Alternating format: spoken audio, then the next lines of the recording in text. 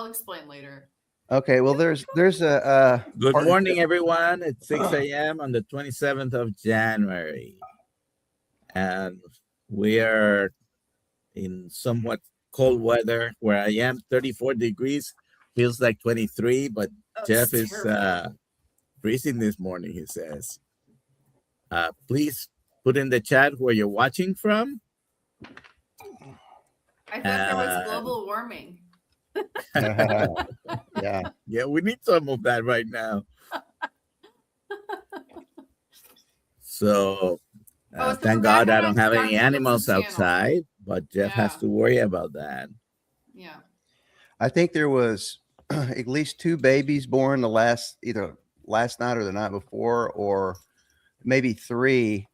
And my wife said the weather has something to do with, I don't know, getting something going in these mama cows where they have more babies when it gets really cold like this. She said, wow.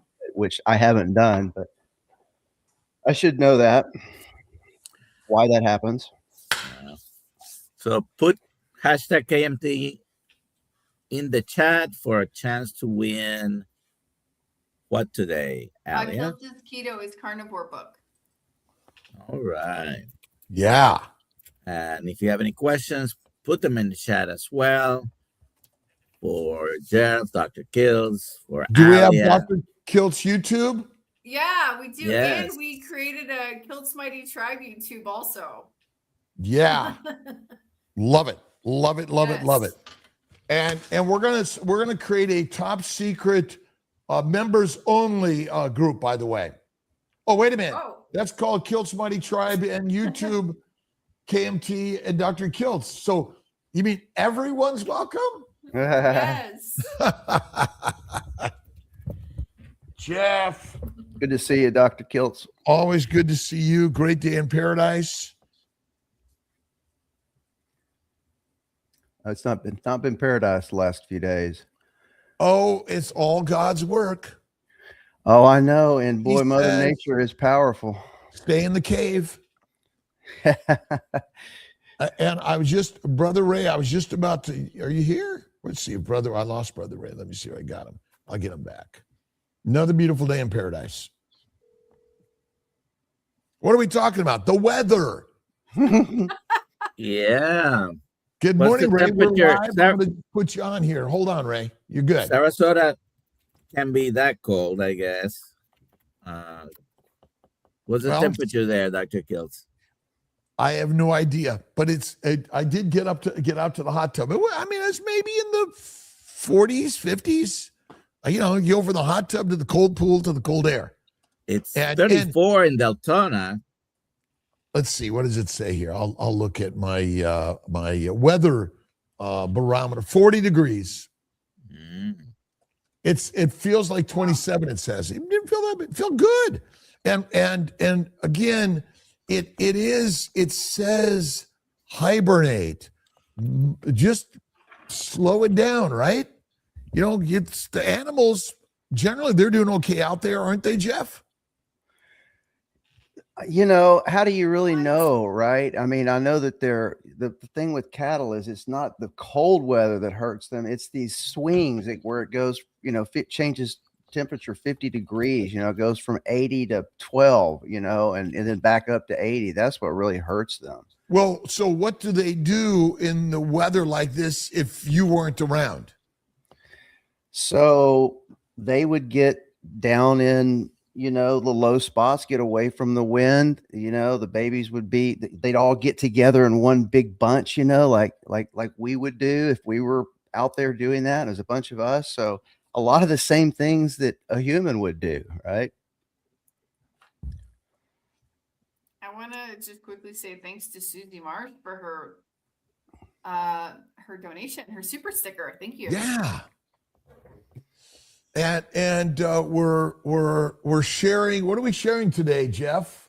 What's the story? We did a 10-pound premium American Wagyu beef giveaway several months ago, and the winner was Kimberly Barnes, and I forgot to let her know when the beef was showing up, but I mailed it to her, and she said I got a email. She said, Jeff, I don't know if you made a mistake, but there's a box of beef sitting here, and I did not order it. Can you tell me what's going on?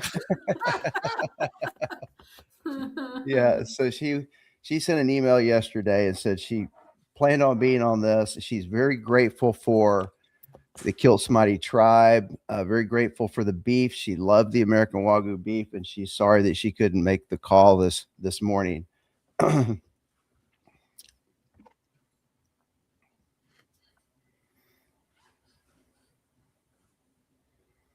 What do you think of the new food pyramid, Jeff? Oh, I think it's great. I think it's, it's a long time coming. So it Inverted says pyramid.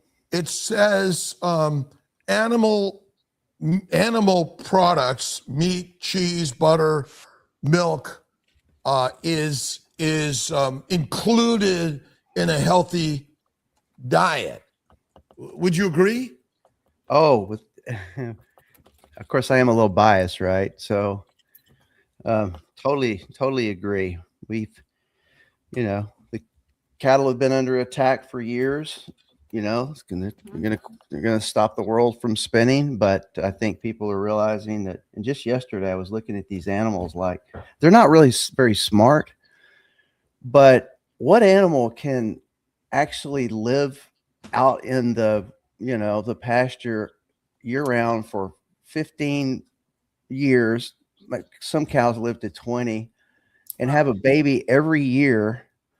And you can actually make a little bit of money on them these days. The cattle business right now, I don't know if you guys know, but it's like better than it's ever been. Like we're finally making a little bit of money right now. Well, what other animal will like get in a rocket and go to Mars, go to the moon, or drive around in devices that go way faster than humans were ever meant to go?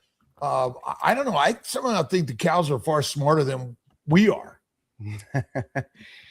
Yeah, well, cows are definitely smarter than calves. The calves are just little crazy things running around. But back to your question, I think that fat, beef, meat in general versus carbs is catching on as a healthier energy source. My wife is a type 1 diabetic, and she says, oh, I totally get the whole, what people want to eat beef. If I only ate beef, it wouldn't spike my blood sugar so bad. But it's hard in this country to find food that doesn't have sugar and carbs in it. This carnivore thing sure makes the diet a lot easier, that's for sure. Domesticated human beings eat plant primarily, where wild types eat animals primarily. And I imagine in our ancient past, we ate rare to raw fatty meat, organ meats, brain, bone marrow, and all those things. And we followed the herds. Mm-hmm. That picture behind you, is that your land, by the way? It is, yes. That's actually one of the workings where, believe it or not, and I'd love for you guys to come do this one time. People come from hours away, and we work these calves. Working means you separate them from their mother, and you castrate the bulls, and you give the vaccines you dehorn them, and all of these things, brand them. And that was actually one of the workings when I was calling them in to separate the mothers from the babies. And I just thought it was kind of a cool looking picture, them all right. I wish that was all lush grass, but it's really crappy weeds. But it looks real like lush grass. It does. Well, is that kind of the nature of that environment? I mean, the grasses have to be hardy. So they're just, when we call them weeds, or was it once a different environment in our ancient past? These weeds are not indigenous to this part of the country, by the way. They're called a it's a Eurasia star thistle, and they're very invasive. And if you don't, you know, mow it, shred it, you know, they'll just take over a pasture and choke out the you know, the native Texas grasses, which are the ones that are really high in protein. And so we try to, you know, take care of the pastures so that the cows can eat good, healthy grass. But, you know, it's hard to do that on, you know, a lot of land. But you've have passion. You've been doing this for a while now, and it's not easy business. It is not, but you know, golly, I wouldn't trade it for going back into the corporate world if they gave me $1 million a year, Doc. It's through all this in the last few days. I mean, I've got a sledgehammer on my shoulder and I'm busting, you know, water troughs, ice off of water troughs so the cows can just get down to the water, because no water is flowing to any of the water troughs. So just what we had in the water troughs before the freeze came is what they have. And you know, they're 13-degree weather. I've got the sledgehammer on my shoulder. And the sun's out, and I said, "This is awesome. this is great." So it's a good life. You don't get rich in the cattle business, that's for sure. I've learned that. But well, like you, I talked to my friend Mark McKinley, who's up in Bighorn, Stinson Ranch. I think it's up in Buffalo, Wyoming. Oh boy, Bighorn Mountain Ranch, and you know, it's a passion. You guys have a passion for being there on the land and helping, you know, raise these animals and process them. So the market for meat. Tell me what's happening in the market for the animals, but also the finished product. So, you know, the last few years, the herd in the United States has been diminished. It's smaller than it's been, I think, in the last 80 years. Normally there's, you know, like 100 million head. I think there's like 80 million head now, something like this. I can't remember the exact numbers, but primarily the drought, right? We've had terrible drought. So the ranchers just can't afford to keep the cattle and keep feeding them because there's no grass, you know. And so when that becomes too expensive, the ranchers have to sell their cattle, right? So prices, you know, economics, right? Low supply, high demand, which the demand for beef still at these prices is very, very high. And you'd think at some point people would start transitioning to a different type of meat, but man, they are buying this stuff. Like ground beef right now, decent ground beef is $7-8 a pound. We sell our American Wagyu ground beef for $8 or $9 a pound, but you know, the prices are sky high because the supply is limited, and there are literally ranches going out of business every day here in the United States. And you know, the younger generation doesn't want to be a rancher, right? They want to be where the high-speed internet and the coffee shops are. But maybe as they grow and they go see the world and whatnot, they will come back to it. So yeah, it's a kind of a unique situation. They're saying that these prices could stay like this for probably another couple of years, just to give you a frame of reference. So sold 12 calves maybe 2 weeks ago, got $4.50 a pound, where, you know, normally we'd be happy with $2.50 a pound. Wow. Like the prices have literally doubled. But farming, no matter what, and ranching is hard business. Economically, it's a struggle. And some of the larger industrial farms get subsidies. What type of subsidies do you get for your farming, ranching? Yeah, that's a great question, Doc. And, you know, a lot of this is very new to me, right? I think I've told you guys that, you know, I left the corporate world probably a year and a half ago to do this full time. This ranch is my wife's ranch, and they've been doing it for 100 years out here. And so I'm learning about these subsidies. It's not like they sit down with you and go, okay, well, here's all the government subsidies that are available to you. You know, it's kind of like fake it till you make it. So there's some drought relief. There's some other, you know, programs through USDA. Like right now, we've got a program going where they're basically paying for us to clear what we call cedar trees, and basically clear the cedar trees out and make pasture for the cows. It's a big project. We've got 2 or 3 excavators out there, and we're only doing like 120 acres, but you can barely walk through this 120 acres because this invasive species of cedar tree is actually so it's a juniper tree, very invasive, and it takes a lot of water, and therefore no grass will grow. So there's all kinds of subsidies out there that I'm learning about that the USDA, primarily USDA, but I'm reading about another grant that's available through the government. I was just reading. In fact, I've got a call in a couple of days, a grant up to $200,000 for certain ranchers that are transitioning from traditional ranching to direct to consumer. So some of these ranches are figuring out that in order to stay alive, they've got to transition to a different model, right? And the direct to consumer model is much more profitable than a traditional model where, you know, you take your cattle out, when you need a little money, you take your calves to the local auction barn and sell them, and you just keep doing that. Profit margins are probably twice as, 2x on direct to consumer, but they don't know how to do that, right? So there's programs that teach them and help them do that.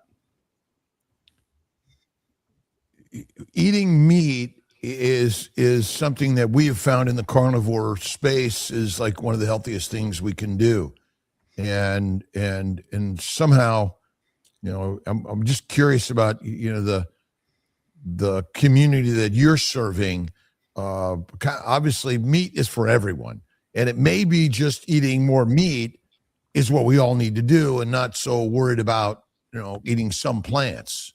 What's your thoughts on the carnivore space and how we can better help just inspire more people to eat meat and don't lose your shirt over or eat some plants sometimes? Well, gosh, I've been trying to spread that message just because I personally just became carnivore, probably 95% carnivore the last couple of years, probably when I met you and, started learning about the health benefits of fatty meat. Right. And I'm grateful that I learned that because my personal health has improved dramatically. So, I personally have seen and witnessed what it can do to you, for you. I think, there are consumers out there, Dr. Nelson, that love our meat to have lots of fat on it. There are some consumers out there that go, there's a lot of fat on those ribeyes. Those things look terrible. Right. So everyone has their favorite way of consuming beef and their favorite way of cutting and processing an animal. So my thoughts on that, Doc, are everybody has their own, methodology preference on what beef to consume, what meat to eat, what vegetables and plants not to eat. And then once you decide what kind of meat you want, how do you want it processed, right? Do you want the 1.5 inch thick steaks? Do you want thinner steak? Do you want them fat? There's all kinds of different preferences out there in terms of how people and why people consume beef. How's your wife doing on meat? Oh, she's sick of beef. She's because that's all I like. Honey, you're going to come home she's a lawyer. She's a prosecutor here in this little county. And, I'm on the ranch all day and be 5 or 6. Honey, you going to come home? And well, what are we having? I said, beef. she's like, I think I'm going to go out with my friends. So she is very smart. She knows the benefits of it, but she's like, I love carbs. And, she takes her blood sugar, checks her blood sugar 15, 20 times a day. And, yeah, so she's pretty much tired of beef, but she understands the health benefits of beef and is not afraid to eat fat, and doesn't think fat is bad for you, as we have been taught most of our. I had, for the first time, I changed general practitioner doctors and did this about a month ago. First time ever, this doctor said, Jeff, tell me about your diet. I'm like, really? You want to know? Like, okay, let me tell you. No doctor's ever asked me that before. Well, I don't know if they're teaching nutrition in medical school these days or not, Dr. Kiltz, but Well, they are, but it's standard nutrition. It's basically a Mediterranean diet, 3 to 6 meals a day, lots of fiber, fruits and vegetables, chicken, fish, turkey, lean meat, no fat, and do your daily exercise. And I'm just curious, maybe everyone here maybe could just say, hey, listen, this is what I tell my doc, or I don't tell them, or how do you approach your healthcare practitioner? But in fact, who is our healthcare practitioner, Dr. Nelson? Each of us, it's our own. That should be. I mean, obviously, who's going to care more? Even a good primary care provider, you should care more than any of them. And hopefully good ones out there do care about their patients. But we have Karen in here who just switched providers and found a carnivore-friendly doctor from Lakeland. And our job is, we need to stick to who and what you are and teach the practitioners out there. And because, one day you're going to need a standard doc for something. And the CEO of my own health. Yeah. The new food pyramid, which is now, I call it the food triangle. It's kind of like the Bermuda Triangle. Is it just a trap that we need to follow some guidelines, or really we know the true ancient guidelines and we don't need anyone to really tell us? We just go back to what's natural. I think there's a lot of people out there that won't do it unless, the person whose opinion they value and trust tells them to do it, and then there's another half of the people out there that, are, I'll say, empowered, but through knowledge. And then they guide themselves based on, being empowered and making decisions based on that versus someone telling them what to do. This kind of reminds me of when I go to the grocery store, which is rare. Sometimes I'll just kind of go stand at the meat section and I'll watch people.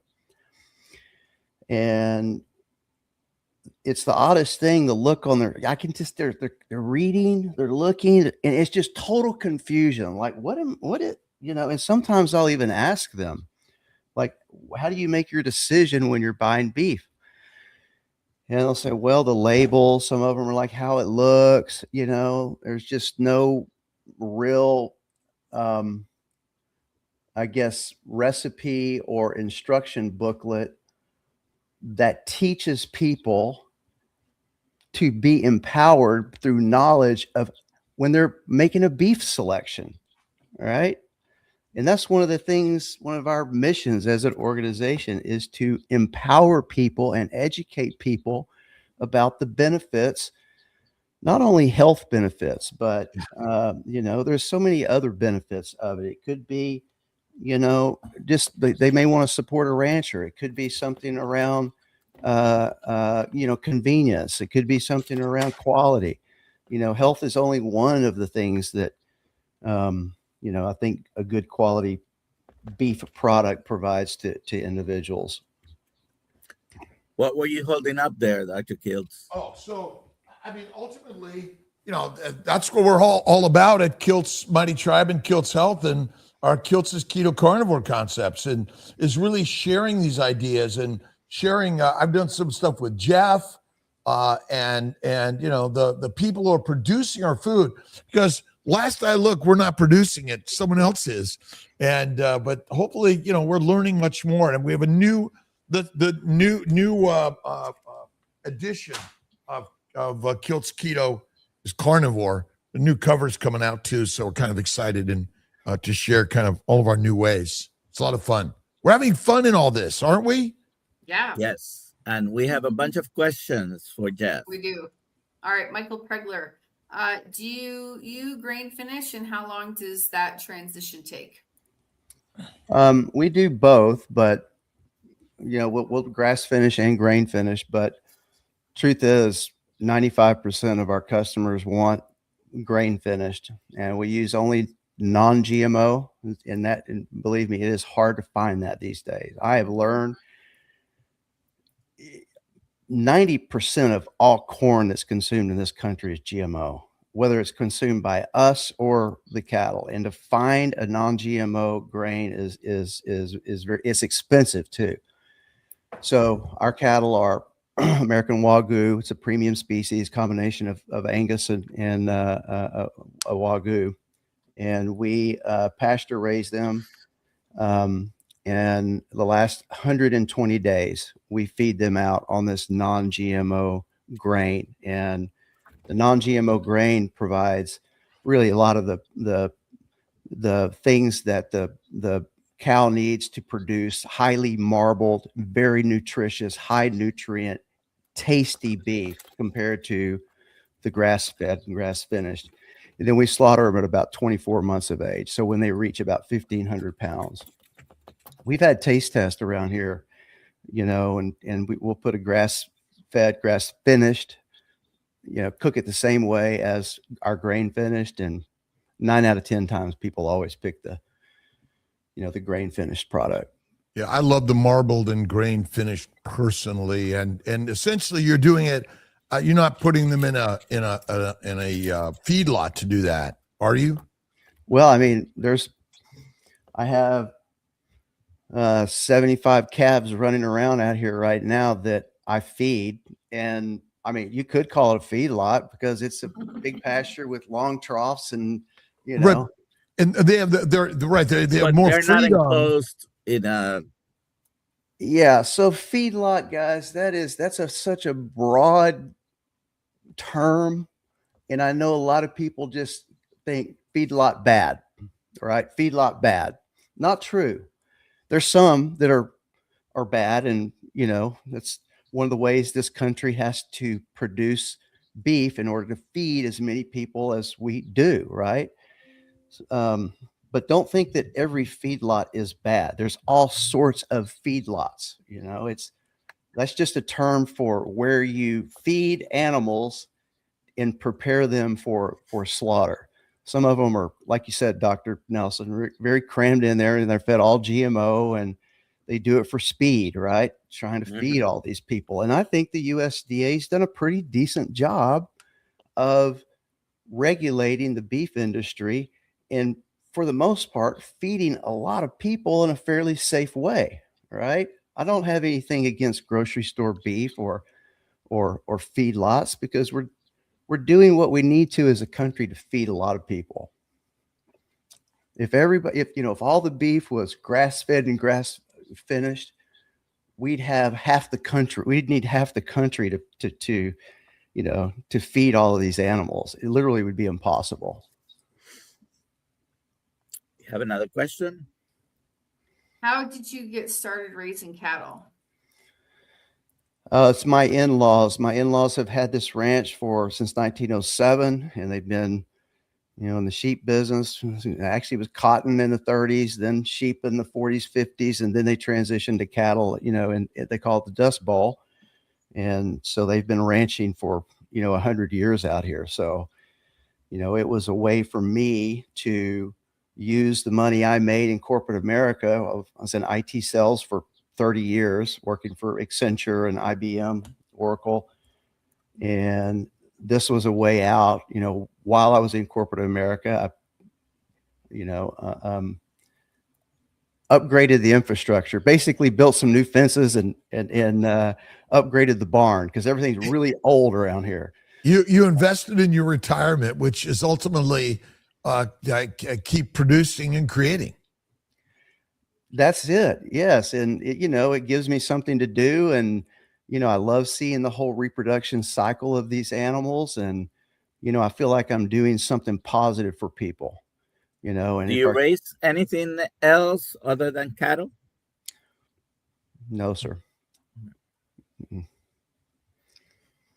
All right, I get that question a lot, but you're focused to be good at what you do.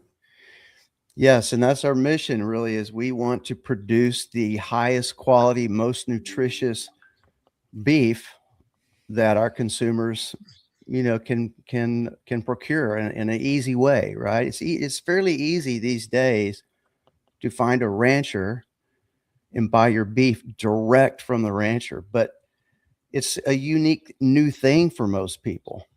But it really is a lot easier now than but you got to find one you can trust, because there's not a lot of regulations in the cattle business. So thank you for that question, though. Next. How much pasture land do you need to support the feeding of cows? That is all dependent on where in the country you are. And the government has, quote, guidelines as to how many acres you need based on where you are to feed one animal. In this county, which is Burnett County, Texas, the ratio is 14 acres to one cow. If it's somewhere in Montana or Wyoming or New Mexico, it's probably more like 100 acres to one cow. If you're in Iowa or somewhere where you have a lot of rainfall, and I'm not sure Iowa gets a lot of rainfall, but they produce a lot of cattle. But if you're somewhere in the country that has more rainfall, therefore more grass, then it could be less than 14 acres for one animal. Those are just guidelines, right? Yeah, it seems like a lot, though. To me, it is. And with there is a bit of a transition to regenerative ranching and sustainable farming. Things like no-till drilling are catching on. Like my in-laws never did. They would always plow the ground up, right? Which makes it very difficult for the native grasses to grow when you plow the land, right? So what I do is use no-till drilling, where we don't plow the land up. We use a machine that I pull behind my trailer, and it literally sticks, injects the seed into the soil. And I'm so happy about that too, by the way. I just love using that no-till drill, and then coming back if there's a little bit of rain and seeing all these little, rows of oats popping up, or that's very satisfying as well. So I think with some of the modern ways of ranching and farming, that you can produce and run more cattle on less land if you do it in the right way. Jeff, you able to go on vacation quite a bit, and the ranch runs on its own? Not near as much as I used to when I had the corporate check coming in, but now, there's the corporate check isn't coming in. So, the vacations have, I don't want to even leave the ranch anymore, Doc. I feel like I'm becoming an isolationist out here, yeah. Well, You're feeding us, right? Yeah. Trying to. Yep. Sherry Boyd would like to know if the carnivore diet is healthy for you. Asking me that? Anyone. All of us. Yeah. So, long answer. Yes. It's very healthy for you. Beef is the most nutrient-rich food on the planet. Absolutely. There's nothing that compares. The most bioavailable list of nutrients. Yeah, I had no idea either, really, until a couple of years ago when I hooked up with Dr. Kiltz, and went direct to consumer with beef and started understanding more about beef. Heck, I was almost 60 years old before I really knew and understood the nutritional value of beef. So I'm empowered now, right? What I feel toxins? empowered. I mean, when was the last time beef was been recalled that wasn't, ultra processed like ground beef? And I mean, is it commonly recalled for contamination or someone got poisoned by it? I don't know the statistics on that, Doc. I know from time to time there are, large food companies that, they trace it back to the source, and, there's something that happened in the production or the transport or something. And, wherever they provided their beef to, whatever restaurants or grocery stores, people were getting sick. And so, whether it's Tyson, Cargill, JBS Foods, I would think every year they have some kind of a massive recall of some sort, because really there's only 4 companies that provide about 90% of the beef to this, to the citizens of this country.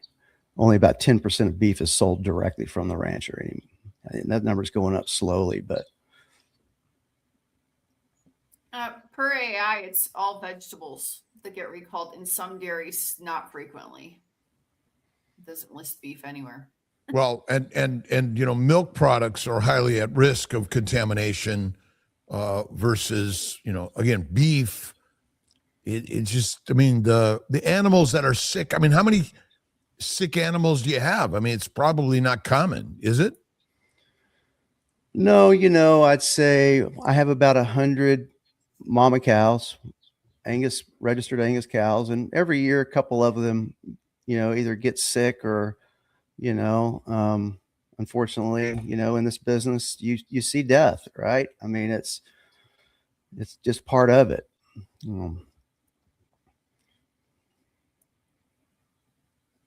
Here's the next question. What company did you leave in the corporate world? The last company I was with was Accenture, and we did IT consulting in the healthcare industry. That's the group I was with. But I want to go back to the whole recall thing. Something I learned maybe a year ago is, from a processing perspective, if you bring an animal in, a bovine, could be either a steer. People always call them cows, but if you breed 100 cows, somehow Mother Nature has got to figure it out. About half of them are going to be boys, and about half of them are going to be girls. Right? You can engineer that, by the way, if you want it, through artificial insemination and embryo transfer, which we do a little bit of. If your numbers start getting anyway, if your animal is 30 months or older, you cannot process certain cuts of meat. For example, you cannot process T-bones or porterhouse. T-bones and porterhouse, the muscle is the longissimus dorsi. It's the same muscle, but it's the vertebrae, right? That is where mad cow disease is most prevalently, I guess, where in the animal it manifests itself. And so if it's 30 months or older, we have to process into individual New York strips, the strip loin, and individual filet mignons. We cannot produce the porterhouse or the T-bone, which is a combination of both of those cuts of meat. Very interesting that, that I guess the USDA figured that out. And, that's kind of an interesting thing to learn about the cattle business in terms of how old they are and how it kind of dictates how you can get it processed, if you're getting it processed through the USDA standards.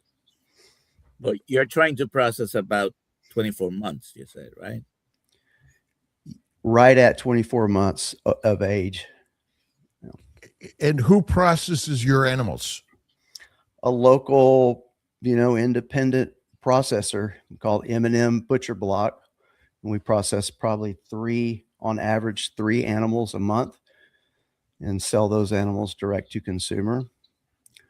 And, every And is FDA inspected centers, or is that sort of not all of them are, and it depends?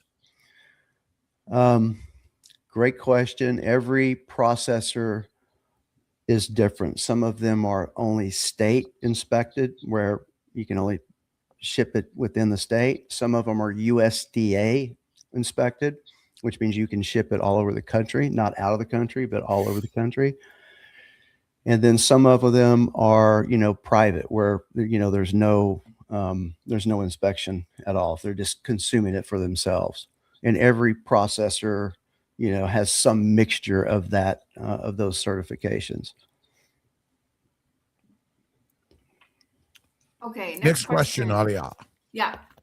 Jeff, don't we turn too much land into cash cropping? Feedlots all over Southern Ontario are sold off and abandoned. We need more cattle products. Turn too much land into cash cropping. I am not a farmer, Michael. Not in the traditional sense. So all I would say was whoever has transitioned from beef to cash cropping, I bet they wish they were in the beef business right now and hadn't made that transition. But yeah, I don't really have any good data to answer that question, Michael. Sorry. Christian, Dr. Kiltz, can I get that book on Amazon? The Kiltz Yep. Keto is Yep. carnivore. You get all our books on Amazon, except Kiltz's Keto for Fertility, which Marie Emmerich helped us put together, but you have to get that on drkiltz.com. I think that's where they get it, right? Yeah, that's right. Good. Juan Fernando Villalobos Liberos. If you grain finish, do you have to give the steers antibiotics due to the grains? You don't have to, and we don't. In fact, we don't give any of our cattle antibiotics or hormones. But I will tell you, if there is an injured cow, just like when we were younger, I can remember getting a cut and preventing an infection. My dad was a vet. We'd get a shot of penicillin, all right? And we use antibiotics only if the cattle's life is in danger of getting an infection and dying. But we don't put it into, like, I really don't even know why people would do that. Yeah, there you go. All right, next question. GFG Homestead. Why is GMO corn grown? It's not for speed. Well, again, I'm not a farmer, but it's a way of feeding a lot of people in this country. What the USDA considers a healthy product, and it's much cheaper to produce, GMO. I don't know if you guys know what GMO is, genetically modified organism. And basically what they've done is they've genetically modified a lot of plants so that farmers can spray. Glyphosate is primarily the weed killer that is used. You spray it right on that plant and it will not bother. It'll kill every weed around that corn stalk, but it won't bother the corn stalk at all. I'm not sure I want to eat anything that's been sprayed with glyphosate. What happened with that question? Oh, did you put up a different one? Someone did. Oh, sorry, I did. Okay, sorry. So where can people get your beef, Jeff? I've put the link in the chat, but where can they get it? They can get it through the Kiltz Mighty Tribe. We need to put the link. Yeah, it's there. Okay. Yes. Where is it? But the other question said something about where is your farm located. Oh, okay. And yeah. Where's Texas. your farm located? Yeah. Anyways, the farm's located in Texas, but the link it's online, so you can get it. Why am I not seeing the link, Aaliyah? I don't know. Are you looking? Do you have the Link is comments in the open? descriptions. And also, By the do you way, have it's just comments open? your website and then Kiltz/Kiltz. Correct. Those 3C Joppa cattle.com. And then through the Kiltz Mighty Kil- Tribe, the members get a 10% discount on anything any of the beef that we sell to KMT members. Do we have a link at the marketplace, Alia? We have it in the Kiltz Mighty Tribe, and it will definitely be. It's gotten always on more. Kiltz Health, all these links in our marketplace. That's primarily stuff that Ali's been doing a great job getting done. Thank you. Thank you. Real important. Mary Freed, do you grow your own cow feed non-GMO or do you purchase it? I think we already answered this. Yeah, we purchase it. Okay. Robin Wyckoff, do you use selective breeding? Selective breeding? I guess that means what you were talking about earlier.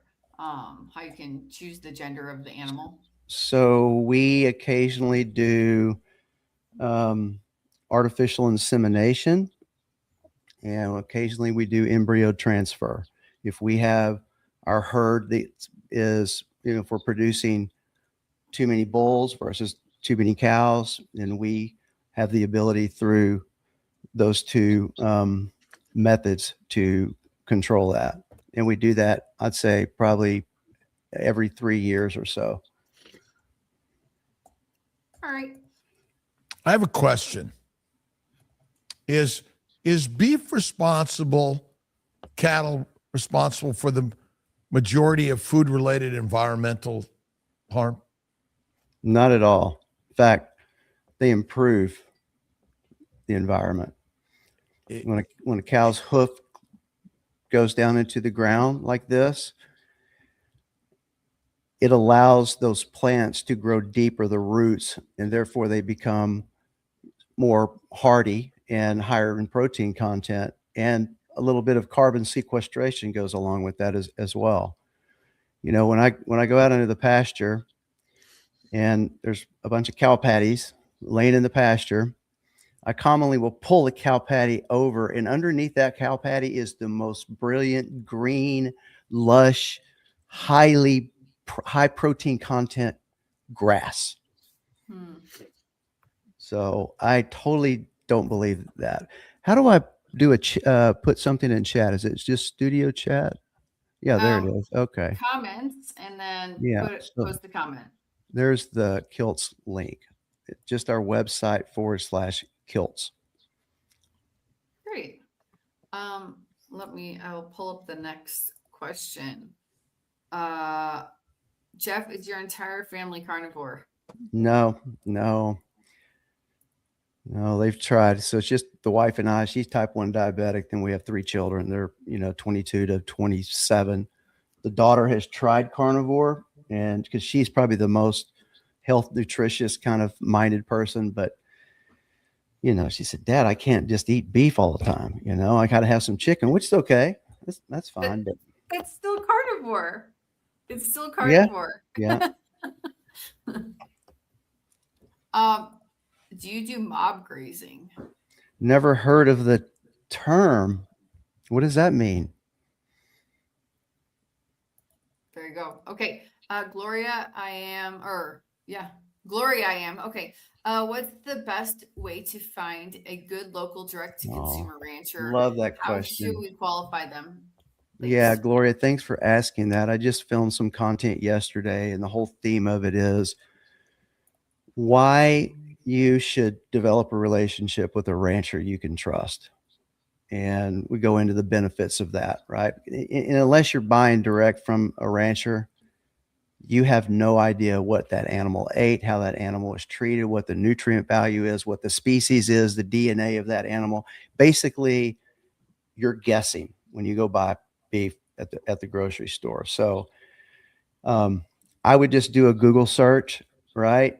And if you just type in local, whatever type of beef you're looking for, if it's Angus or Wagyu or whatever, and a whole list of them will come up. And then you just call them or message them and get into a dialogue with the actual rancher. And if they have their act together, Gloria, they will respond to you and hopefully get on the phone and talk with you.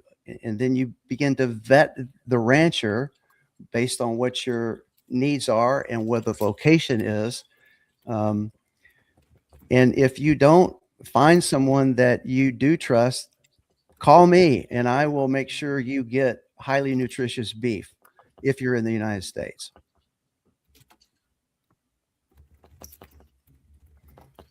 All right. Let's see. PJ Clo. Any pressure to vaccinate from federal, state, etc.? How do we No. fight Bill Gates? No pressure at all on that. Okay, good. How much better, healthier is a cow on a natural diet versus conventionally raised cow?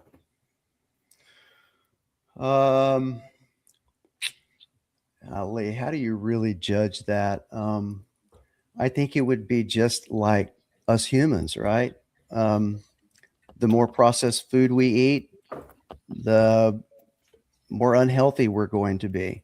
Same with the bovine, right? If you feed them an all natural diet, non-GMO, they're, instead of having a baby every other year, they're going to have a baby every year because they feel good, right? And they are going to want to breed, right? And they're going to want to produce for you.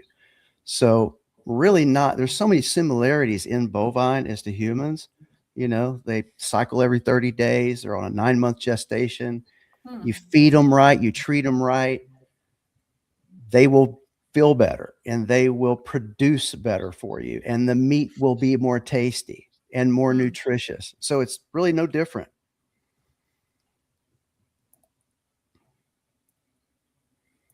Next question, Alia. We're done. We're done. We got them. Good, We good, got all the good. questions. So the new food guidelines focus, and there's a nice, beautiful, I think it's a ribeye steak on there, Yeah, it looks like it. right? And you know, it's top to, you know, from the left to the right and the top to the bottom. And ultimately, if you just stick to the top left, the northwest, as Dr. Nelson has directed us, and focus on the upper west side. Upper west side, good fatty meat, the best thing to eat. And Jeff is really managed to help provide, produce, and create, and he's passionate about it. And I think what we're all doing here is want to find a passionate place to feed ourselves and our family, our children, and our communities. And you know, I think it's not easy to do what you're doing, Jeff. We appreciate your passion. Great. I really appreciate you guys as well. And one of the most common questions we get that you guys may be able to help me with, and maybe it's in your book, but you know, what's different about American Wagyu than, you know, a traditional, you know, like an Angus cow? And there's a higher fat content. And if you believe that fat is healthy, then you could say that the American Wagyu, because it produces more fat, is more nutritious than you know, a native animal. So where or what is a source when someone says, Jeff, show me how fat can be good for me? What are the where do I go to get something that I can give that is factually correct, that talks about the fat composition and the health benefits? Well, nowadays it's easy. You just ask that question. You put it into ChatGPT. Yeah, or but any of the AI. Yeah. But you know, and all the fat-based vitamins are going to be higher. Vitamin K, E, vitamin D, vitamin A, omega-3s, omega-6, fatty acids, vitamins, minerals in general. Thanks for that comment. I really do appreciate that's the customer Sky Yellow Horse that we sent some beef to maybe a month ago. And thank you for that testimonial. Do you sell any beef fat trimmings? We do. In fact, I'm getting orders like for some reason suet is really big right now. Right. I used to just give it away, and Oh, wow. now people are ordering it. I'm charging $7 a pound for it, and I'm getting orders every week for suet, which is kidney fat. It's unrendered tallow. But yes, we have the whole animal. Right. I mean, next to the hide and the hooves, we sell everything else. Oh, wow. But could you turn the hooves into like gelatin, like for bone broth or something? You could boil it down. We do sell the bones, yeah, bone marrow, but I don't know about the hooves. Oh, okay. And unfortunately, now the processors have to pay. This is really sad. Have to pay for someone to come pick the hides up because there's no market for it, Oh, right? wow. And they take the hides and burn them. Oh, wow. Really? Mm-hmm. That's so interesting. Well, I'm I sure asked they because could. I buy hooves. I buy hooves and make gelatin, like collagen out of it. I just want to say, Erica Heffron, congratulations. You're the winner of a Kiltz Keto is Carnivore book. Please email me, alia@drkiltz.com. And today at 3, we have a live stream at 5:30, Zoom call within the community. There we 2 go. Zoom calls within the communities because we have another one at 7 with Amy. Oh, wow. Oh, it's the end of the Lion Diet month. All right. Dr. Kiltz, you got anything else? I'm live today. I'm around this week. We have our how are we doing on our mighty meetup?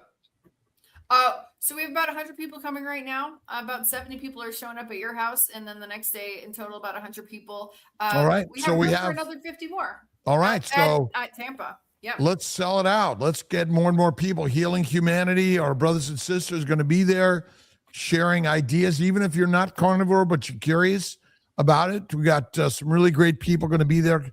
Ask questions, comment, tell your story. That's kind of so important for all of us. Exactly. And that's Dr. on the Kiltz and 7th Dr. of February. I'm sorry, Aaliyah, I've talked over No, you. it's okay. Sorry. It's okay. I just wanted to tell you, Aaliyah, and Dr. Nelson, Dr. Kiltz, how grateful I am to be part of this tribe. It's great to be associated with you guys. I don't think I've ever met a person who's more selfless than Dr. Kiltz, besides my wife. And so I'm very grateful for you guys' support. Thank you.